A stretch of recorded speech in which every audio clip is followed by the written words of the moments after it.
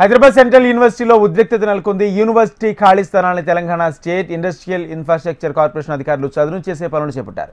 ఉగాది సందర్భంగా చేపట్టిన పనులను యూనివర్సిటీ విద్యార్థులు అడ్డుకున్నారు. విలువైన భూములు యూనివర్సిటీ భవిష్యత్తుకు అవసరమని ప్రభుత్వ చర్యలను వ్యతిరేకించారు. దీంతో భూమిని చదును చేసే ప్రయత్నాన్ని విద్యార్థులు అడ్డుకోవడంతో పోలీసులు ఆందోళనకారులను వారించే ప్రయత్నం చేశారు.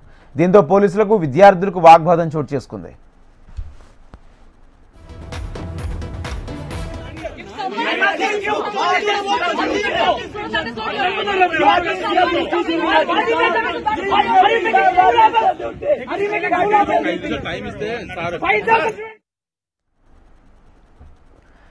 సెంట్రల్ యూనివర్సిటీ విద్యార్థులు భారీగా చేరుకుని ప్రొక్లైన్లను అడ్డుకుని నిలబడి పనులు నిలిపివేయాలంటూ ప్రభుత్వానికి వ్యతిరేకంగా నినాదాలు చేశారు.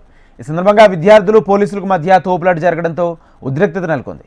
హెచ్సిలో 400 ఎకరాల స్థలాన్ని ప్రభుత్వం టీజేఐసీకి కేటాయించడాన్ని వ్యతిరేకిస్తూ కొద్ది రోజులుగా క్యాంపస్లో విద్యార్థులు ఆందోళన చేస్తున్నారు. ఆదివారం మధ్యాహ్నం సదరు స్థలాన్ని ప్రొక్లైన్లతో చదును చేస్తున్న విషయం తెలుసుకున్న విద్యార్థులు అక్కడికి చేరుకున్నారు. అక్కడ ముందుగానే పోలీసులు బారికేడ్లు పెట్టగా వాటిని తొలగించుకుని ప్రొక్లైన్లకు అడ్డంగా బైఠాయించారు.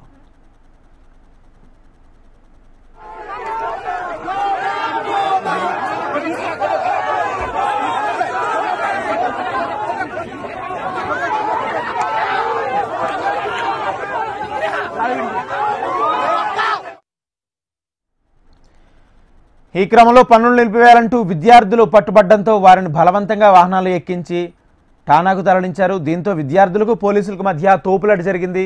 పోలీసులు తమపై దురుసుగా వ్యవహరించారని, విద్యార్థులను ఈడ్చుకుంటూ తీసుకెళ్లారని ఆందోళన వ్యక్తం చేశారు. అనంతరం పోలీసుల తీరును వ్యతిరేకిస్తూ విద్యార్థులు వర్సిటీ ప్రధాన గేటు వద్దకు చేరుకుని నిరసనకు దిగారు. పోలీసులు వారిని అడ్డుకుని బయటికి రాకుండా గేటుకు తాళం వేశారు. స్టూడెంట్స్ యూనియన్ ప్రధాన కార్యదర్శి నిహాద్తో పాటు మొత్తం 52 మంది విద్యార్థులను అరెస్ట్ చేసిన పోలీసులు గచ్చిబౌలి, రాయదుర్గం, మాదాపూర్ ఠాణాలకు తరలించి సాయంత్రం కొందరిని సొంత పూచీకత్తులపై విడిచిపెట్టారు.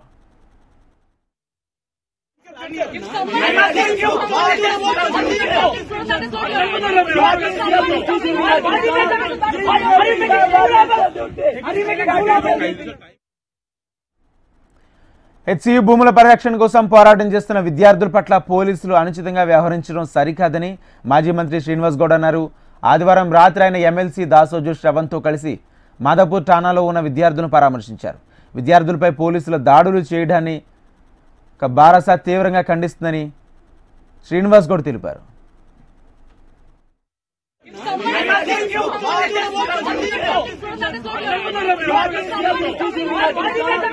Thank you.